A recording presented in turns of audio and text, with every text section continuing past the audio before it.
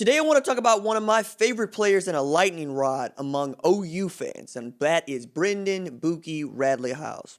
After the bumper. Don't be cornering me. Hold up. Time. You gotta help me with that corner shit.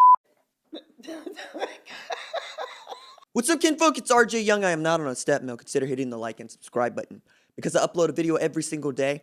It's always college football related, sports related. We have a good time. Around 10:30 p.m. Central Standard Time last night, that would be Tuesday night, Bookie announced that he is grad transferring to the University of Washington to play for Jimmy Lake and the Huskies. And what I love most about the way that he made this announcement is on one side of the tweet, you see the 44 Husky jersey and it's royal purple looking gorgeous. And on the other side, you see his University of Oklahoma diploma. I love that he graduated. Like, that's always going to be my favorite fact about Bookie, and one of my favorite facts about every kiddo that chooses to grad transfer from wherever it is they are grad transferring. Robert Barnes, also at Colorado, is another example of this, and I'm very excited to see him in the Pac-12 as well. And Jalen Conyers, who just decided that it wasn't a great fit for him at OU, I think after Shane Beamer took the job at South Carolina, went to Arizona State.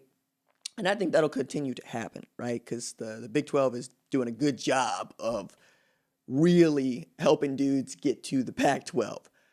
But Bookie is close to my heart as a fan because that man has everything that I want in a football player, everything that I want a football player to be. He is aggressive. He does not care how big you are. He is full of fight. He is an outstanding leader. His teammates love him. His coaches love him. At this time last year, Lincoln Riley was talking about, some of those guys might have been some dead weight. Guys like, Levi Draper, guys like Ryan Jones, a number of players that weren't getting playing time that had decided, hey, I'm going to go somewhere where I'm probably going to get a little bit of shine and try to figure it out in that way. He did not say that about Bookie. He said, look, I am aware that Bookie has entered the portal, but if he wants to come back, I would love him to come back and let's have one more go at this thing. I never hear coaches say that, ever, at any level. They are not trying to re-recruit this dude that plays slot corner for them, out of position and undersized, unless they 100% value him. Not just as a player, but as a person and a contributor to their team, right? Now, for those of y'all that don't know, Bookie came to Oklahoma with expectations that just couldn't meet. He was a 5-star corner coming out of Calabasas and then IMG Academy on his way to OU with a tremendous backstory that I encourage you, if you're a Washington fan, to go look this thing up because this man has been through so much. So he gets to Oklahoma as a 5-star corner. And what does defensive coordinator Mike Stoops do?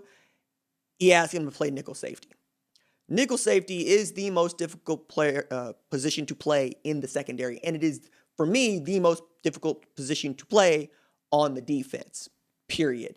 You have to be a corner. You have to be a safety. You have to be an inside linebacker. You have to be an outside linebacker. You have to be an edge rusher. You got to be able to do all of them all at the same time, and you might match up against 6'5", 260-pound Pro Wells, or 6'7", 260-pound Chase Allen, or 6'5", 230-pound David Sills, and you got to try to make it work. And sometimes it ain't going to look great. Sometimes you're going to get absolutely torched.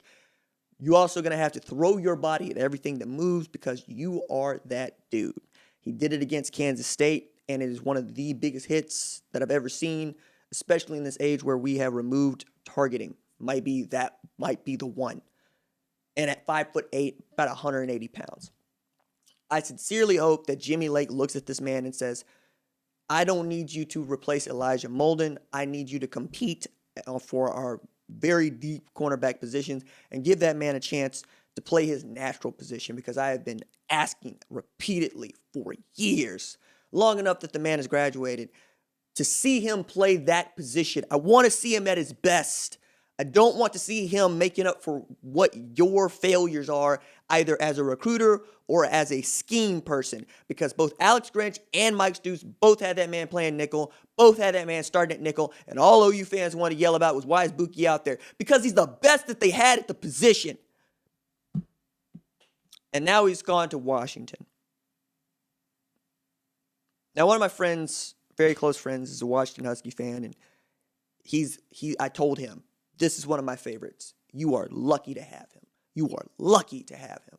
And Washington fans, I hope that you get to see the kind of player that I saw, the kind of player that I heard about, the kind of player that I was told repeatedly, yo, man, it's not just that Buki is that dude. It's that all the dudes look up to Buki. All the dudes want to follow Buki. All the dudes will come to him with problems, and he will help them solve them. Tremendously mature. And if he chooses to be a coach, my goodness, we will be better for it. That said, Washington, they got a hell of a schedule to start with. Like, they got to go to the big house, which means that I get to see two of my favorite DBs, Dax Hill and Brendan Radley-Hiles, along with, like, I hope Darian Green-Warren breaks through this year playing football. Sam Hewitt also out there is torching people in the spring season for the OGL that haven't been paying attention. So he might actually come in there, take that job, and start as a true freshman at Washington against whomever wins that job at Michigan, whether it be J.J. McCarthy, Cade McNamara, or Alan Bowman. But I wanted to get this up because I knew that there were some people that saw it late last night, and I knew that there were some people that understood that Buki is that dude that I was really down for. Like, Kenneth Murray Jr. was the guy I put down a flag on, and that man proved me correct and himself correct. There were folks that didn't want to see him at inside linebacker. He was first-round draft pick. Have some.